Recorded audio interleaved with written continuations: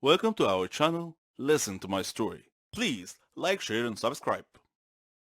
Some people live their lives not fully appreciating what others do for them. They start taking things for granted, thinking that that's exactly how it's supposed to be. Parents sacrifice a lot for their children, and when the children appreciate and try their best in life, that would be worth more than any words can ever describe. My name is Megan, and I hope to inspire you with my story. I lived with my father and my sister Marlene after the death of my mother, who died from an illness. Though I was only 18 at the time, I became responsible for taking care of the whole family. I did everything for them: cooking, cleaning, washing. My father was a great man, and he did his best to make us happy. I supported both my sister and my father. We faced everything together. There was one more person in my life, my neighbor, Dave. We practically grew up together, and our dreams grew with us. He knew everything about our circumstances and supported me often. He proposed to me and we got engaged.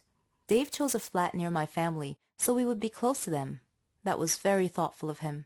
We got married and started our lives. I was determined to finish college, and Dave helped me in every way that he could. He proved to me every day how responsible and considerate he was. One day, while cleaning the house, my heart started beating rapidly, and I couldn't breathe well. I was barely able to call out to Dave, who came immediately when he heard me cry for help. I had had this symptom before, when I was younger, but I never told my father, because I didn't want to worry him. Dave took me to the hospital, where a doctor said that I had a serious heart condition. And not just that, I was pregnant too. Pregnancy and a heart condition do not make a good combination, so we had to choose between the baby's life and mine. My father and Dave asked me to abort the child. Though they tried really hard to persuade me, I resolutely refused. I agonized a lot during my pregnancy. They were all so worried for my safety. My father and Marlene left their flat to come and live with me, and Dave cut back on his working hours to stay with me. When the day came, they took me to the hospital. The doctor checked the condition and said that it was too serious, that I wouldn't be able to survive the childbirth. My family and I were shocked. I held Dave's hand and told him that I was strong enough to make it. Dave hugged me and cried. I was so afraid, but I did my best to hide it. I said to my baby, "I'm trying the best I can. I'm fighting so that both of us could have a life. Know that I love you, and I know that you'll grow up to be very successful, but you'll also be caring and kind." This is Tina, and this is a story about me and my biological mother. My mother is sitting in the cafe of a garden center, staring at her cup of tea. I'm over the other side of the shop looking at some strawberry preserves. I want to attract her attention, but the word mom sticks in my throat. I use it so infrequently. Instead of calling out, I just walk over and show her the jam. Ever since I left home 15 years ago, the relationship between my mother and me has worsened. In hindsight, it was never very good to start with, but it's taken 15 years of counseling and soul searching to realize that. The fact of it is that my mother and I don't like each other much. We don't hate each other, we're just sort of indifferent. There, I've said it, indifferent. Saying it feels like committing some sort of crime. My mother and I live hundreds of miles apart. And in the case of most of my friends, this should mean that visiting home should be a time of joy and excitement. Instead, they are weekends of tense, polite conversation, both of us desperately searching for something in common to talk about.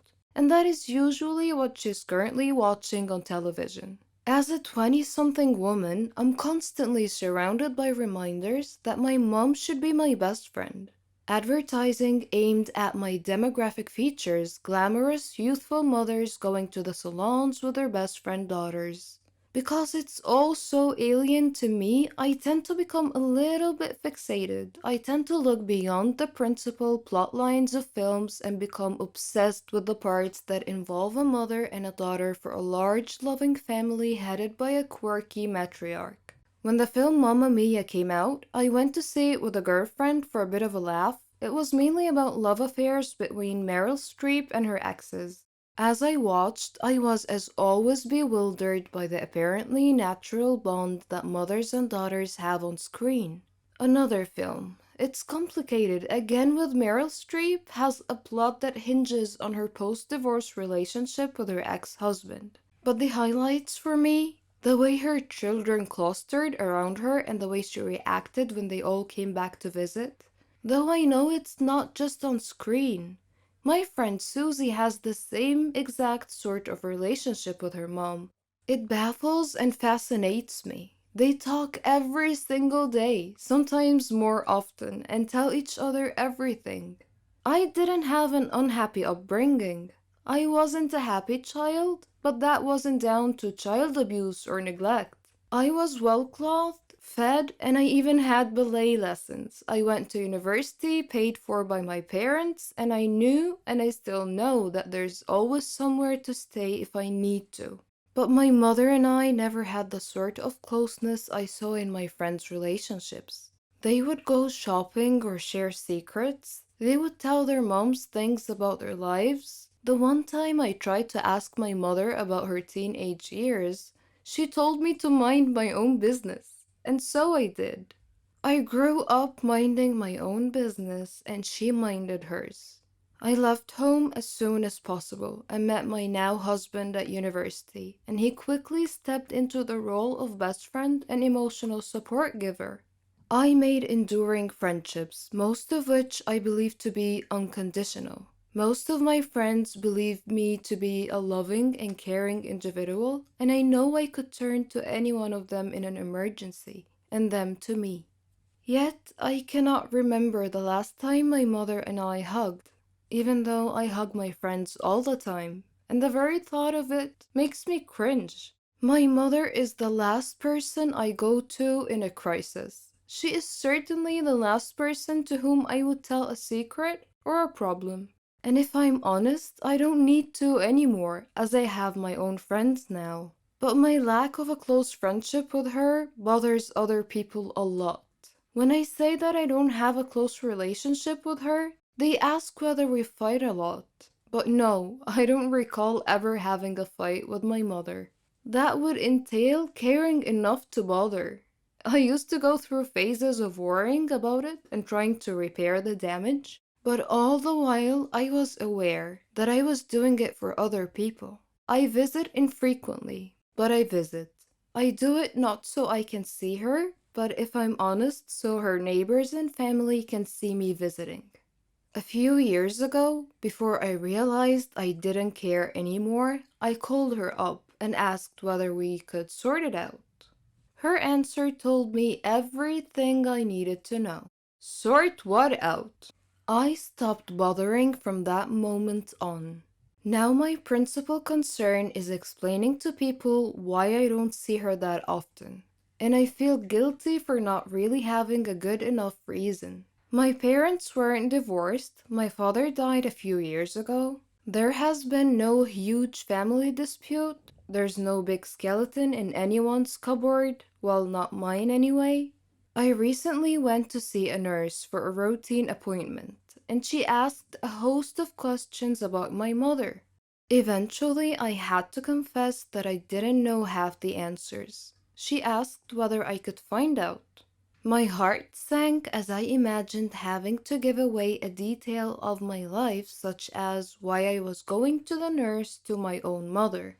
Mother's Day is a nightmare. Trying to find a card that doesn't say my mother is my best friend or the best mother in the world or my heroine is not easy, let me tell you. Others try to fix it for me. Why don't you book a spa weekend for your mom? The very thought of my mother agreeing to or enjoying something like that is just laughable. Or they ask, why don't you go for counseling? This would be all well and good if she would ever condone the idea, but it implies a relationship that needs to be mended. Why does it need to be fixed at all? Were my mother a woman I had met on a train and chatted to for half an hour, she would be one of the last people in the world I would want to talk to for a further half hour.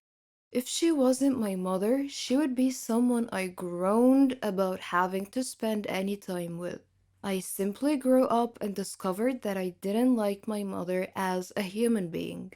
She's not like me. She's self-obsessed, not interested in others, thoughtless, and incapable of genuine warmth.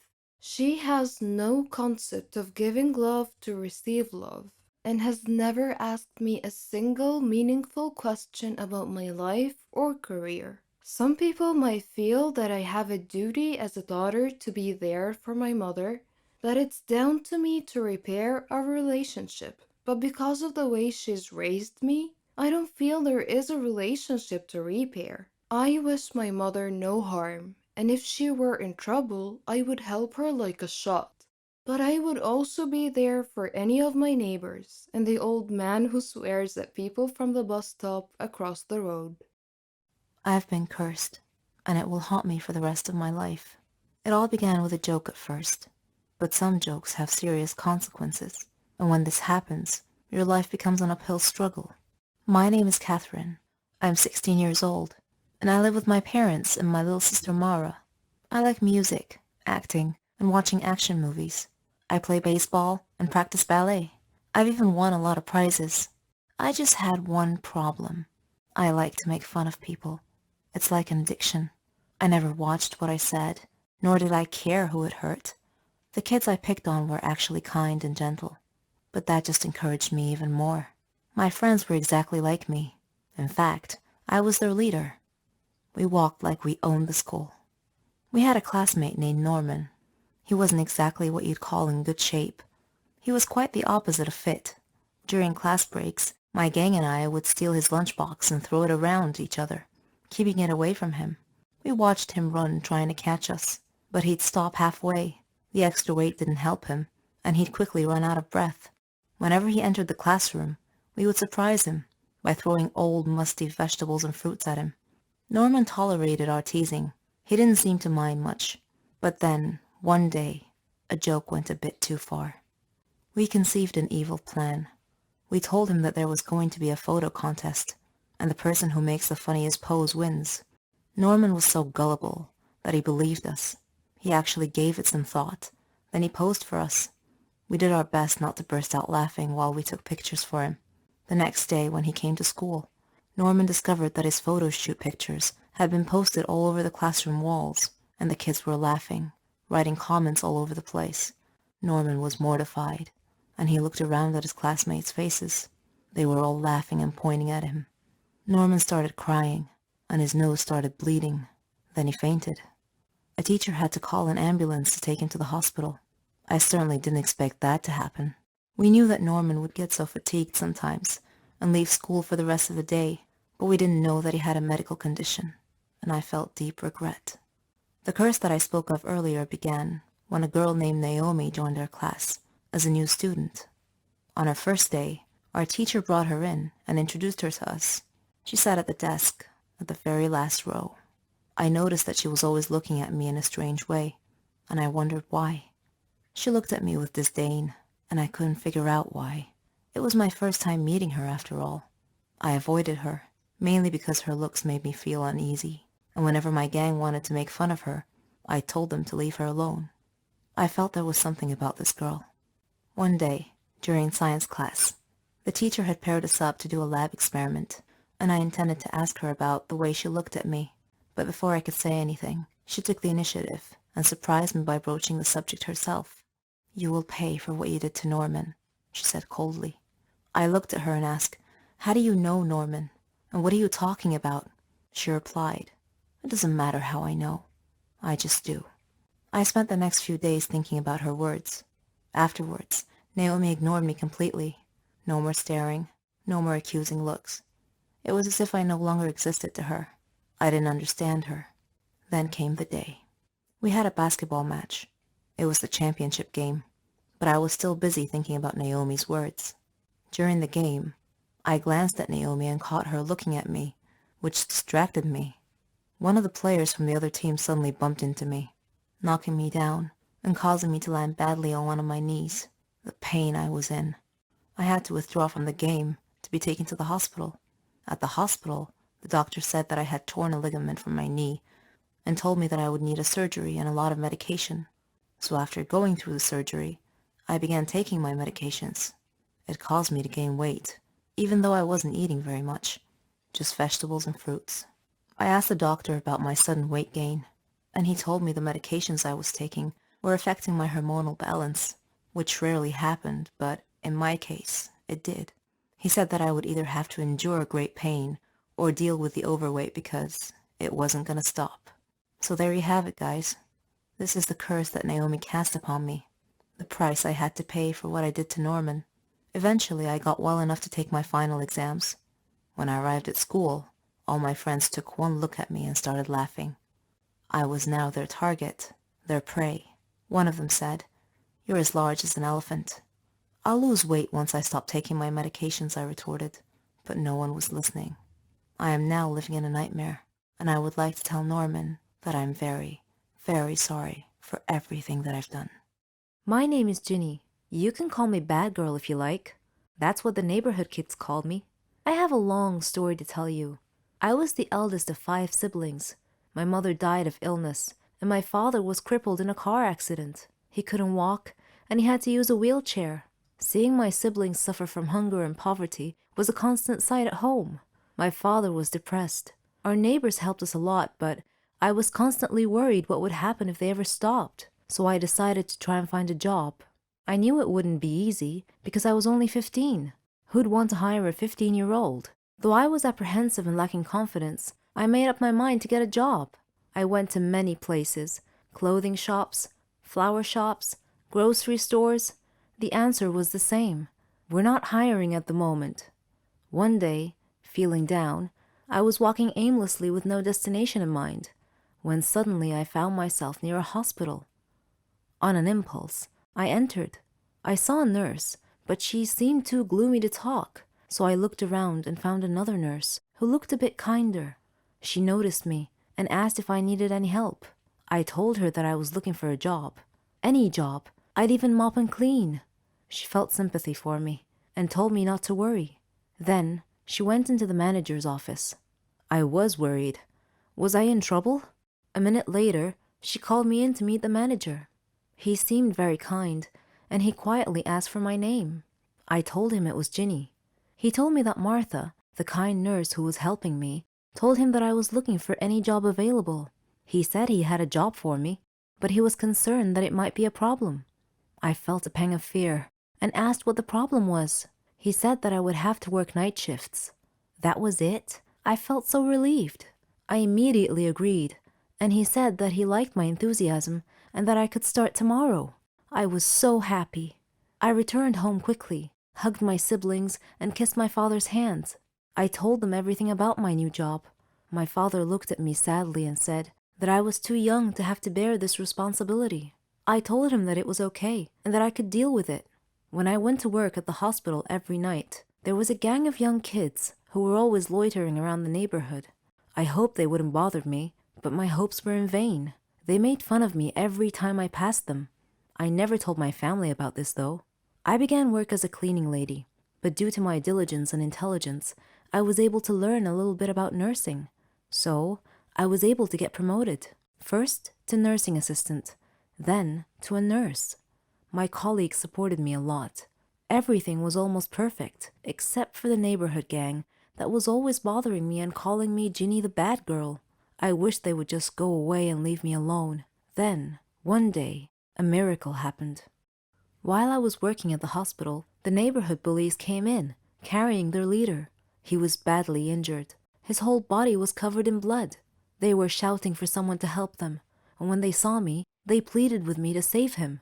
I worked quickly with the other staff. His condition was serious. He had been in a terrible motorcycle accident. The staff and I worked feverishly to stabilize his condition and treat him. After stabilizing him, I was exhausted. Suddenly, I felt someone coming close. It was the gang. They apologized for making fun of me and asked me to forgive them. They said they didn't know that I worked at a hospital. I smiled and told them it was okay, and that I considered them to be my brothers and sisters. Another nurse went to them and told them that their friend was okay now. I was so happy that my problem was solved. They called me over to talk to their leader. He had tears in his eyes and told me that he was so sorry and asked me to forgive him. He was so sincere that I was moved. I gently asked him to be quiet and get some rest.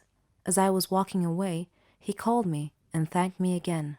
After that incident, the manager called me in and praised me for saving the patient's life that day. I was still a long way from achieving my dreams, but I had a good head start, and the neighborhood gang began calling me the Mercy Angel. We lived with a monster who knew no mercy. He would hit and insult us all the time. I wished him dead on a daily basis. He would kick me out of the house often. But as we all know, there comes a turning point in everyone's life that either ends in success or tragedy. Oh, I forgot to introduce myself. My name is Lara. I am the middle sister among 4 siblings. We lived with a cruel father, whose bad behavior had long erased any kind memories we may have once had for him. Our mother was kind, lovely, and responsible. She used to take care of us in every way, but she finally had to abandon us because she just couldn't take any more of father's abuse. I remember the scene vividly to this very day. There was a big fight between my parents. At the end of it, mother had opened the door while holding a suitcase. We were too young to understand anything at the time. She was crying as she turned and walked out of our lives forever. We were expecting father's attitude to change after that, but it didn't. He continued mistreating and ridiculing us every opportunity he got, neglecting us completely. He gave us neither food nor clothes, only a very small amount of money to fend for ourselves. What could we do? We had to live with the situation. He would often return home drunk at midnight. Scared, we'd stay quiet in our rooms. The only bright spot in our lives was our dear brother Philip. He was father's favorite son, which caused us to depend on Philip to get anything we need, like money or other necessities. Philip was so funny. He could make us and even father laugh. He had a way with father and could usually manipulate him to protect us a little. We all loved Philip. He was the only sunshine in our miserable, gloomy existence. One day, we woke up in the middle of a stormy weather. We turned on the TV and listened to the news. It said the bad weather had spawned a huge tornado. It was heading our way. They advised people to stay inside. We all looked at each other, knowing full well that our old worn-out roof could not withstand the tornado. Philip said he needed to talk to father. After he knocked and entered father's room, we heard father shouting at Philip. Philip had a look of fear on his face. Father then shouted, "If anyone wants to fix anything at home, then he is welcome to, but I will not fix anything." Philip gasped and said, "But Dad, it's a big tornado." Father then grabbed Philip by the collar and pulled him up close, saying, "Then you go fix it." Philip was so afraid he couldn't swallow. Father dragged Philip to the backyard. He brought nails, wood, a hammer, and a long ladder. Philip was terrified when father pushed these things at him and told him to get to work. Philip begged, "Please, Dad," but father just shouted, "Go." Philip took the nails, the hammer, and the wood and began to climb the ladder up to the roof. The wind was howling, blowing very hard, and I had a feeling of dread that something terrible was about to happen. Father just stood there, not worried about Philip's safety at all. To calm us down, Philip looked at us, as if to say, "Don't worry, everyone. I'll be okay." There were many wires on the roof.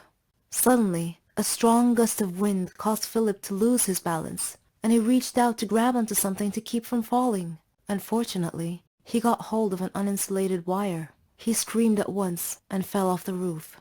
We watched, horrified, and began screaming. Father frantically rushed over to Philip's body lying on the ground. He lifted Philip's head into his arms and rocked him gently, but Philip was dead. He got electrocuted.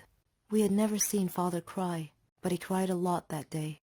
At Philip's funeral, we all stood and looked at the photo, showing Philip smiling like an angel. Father hugged us as a group and said, "Please forgive me, kids. I'm so sorry. I didn't realize that I loved you all so much. I'm so sorry for not being a good father." We believed him. We hugged him back. He was being sincere with us for once. From that point on, he was a changed man. He gave us everything. Love, attention, money. Now we love our home and our lives. I can finally say truthfully, with all my heart, I love you, Daddy. He was a dream, the future, or so I thought. But my love was cursed right from the start. Sounds a bit confusing, right? Let me explain. But first, I should probably introduce myself. I'm Carolyn. I was a dreamer. I dreamed of a good, warm, stable, successful life. I wanted a good job. And I wanted to travel around the world a bit with Helen. She was my best friend. We virtually shared the same dreams. and hobbies, and interests, and lifestyles. We've been friends since we were kids. People often thought that we were sisters. I did too, in fact. She even got jealous if anyone tried to get close to me. Every day, Helen and I worked a little more towards our dreams. Once, when Helen and I were traveling with some of our friends, we had a problem with the hostess on the plane. A gentleman intervened and cleverly solved our problems. His name was Danny. I liked him. A lot. I thought about him often. But whenever I talked to Helen about him, she told me that he was not as amazing as I seemed to think he was. Coincidentally, I met him again at a party of a mutual friend. We talked together till daylight. I told Helen about our encounter, and she expressed her wishes that my love story would have a happy ending. I similarly told her that I hoped she would find the love of her life someday too. Everything would be okay, we figured. Then, one day, I received a letter in our mailbox. It was in weird handwriting, as if the writer had written it with a trembling hand. I opened it curiously. It said that my love for Danny would become a curse if I didn't give him up and get him out of my life. What nonsense, I thought. Whose idea of a silly joke was this? I immediately called Danny and Helen to tell them about the letter. Danny laughed, but Helen was worried and suggested that I should be careful from now on. That same day, Danny had a horrible car accident, but fortunately he wasn't hurt. A detective investigating the case determined that his car brakes had been tampered with. In another incident, a car almost hit me, but it swerved away at the last minute. When I mentioned this incident to Danny, he tried to calm me down and told me to just forget about it. He gave me a beautiful bracelet as a present and proposed. We got engaged, and I couldn't have been happier. I wanted to show the bracelet to Helen, but somehow I seemed to have lost it. I couldn't find it anywhere. Anyway, when I told Helen about his proposal, she was thrilled for me. I spent days shopping for just the right wedding dress. I was so busy with preparations that I forgot all about the ominous letter. I went to the wedding hall early to make sure that everything was ready and prepared. Helen was helping me, and Danny kept calling me to make sure I was all right. Suddenly, the lights went out. I called out to Helen, worried that she might have tripped and fallen when the lights were out. When the lights came back on, Helen had fainted, and my dress had disappeared. I screamed to the ceiling, "What do you want from me? Leave me alone!" Suddenly, Danny appeared out of nowhere and asked me what had happened. I told him then and there that we must break off our engagement, otherwise the curse the letter mentioned might injure someone or cause someone to die. Then Helen came too and tried to calm me down. She told me to go to the car and that she would get our stuff and follow me. I loved Danny and wanted to marry him, but now I was seriously worried that this curse threat might actually be real. Helen came back carrying a bag and a large suitcase and told Danny not to worry, that she would drive me home and then call him to tell him that we had arrived safely. I was still crying, and Helen was trying to calm me down. When we arrived home, I noticed something strange. Helen was carrying a bag that was partially open, and I glimpsed a piece of clothing stuffed into it. It looked exactly like my dress. I opened the bag and found that it was my dress. I confronted Helen and demanded to know how my missing dress ended up in her bag. I clearly caught her red-handed, and she was unable to answer coherently. I realized at that moment that the source of the so-called curse was Helen. "Helen," I said, "how dare you do this to me? I thought we were like sisters to each other." She replied icily, with a glare that I saw for the first time. She said that she fell in love with Danny just as I did, but he chose me instead of her, and that she hated me for it. She said she won him over and got him to love her instead. Then they both tried to scare me into calling off the wedding so that she and Danny could be together. There are no words to describe how I felt at the time. I replied in a similar tone. I told her that I don't ever want to see her again, or Danny. Neither of them mattered anymore. I never did see Helen or Danny after that day. I'm on a Caribbean island now, sipping on a cocktail. I read in the paper that Danny and Helen had announced their engagement. I'm thinking about what wedding present I should give them as a surprise.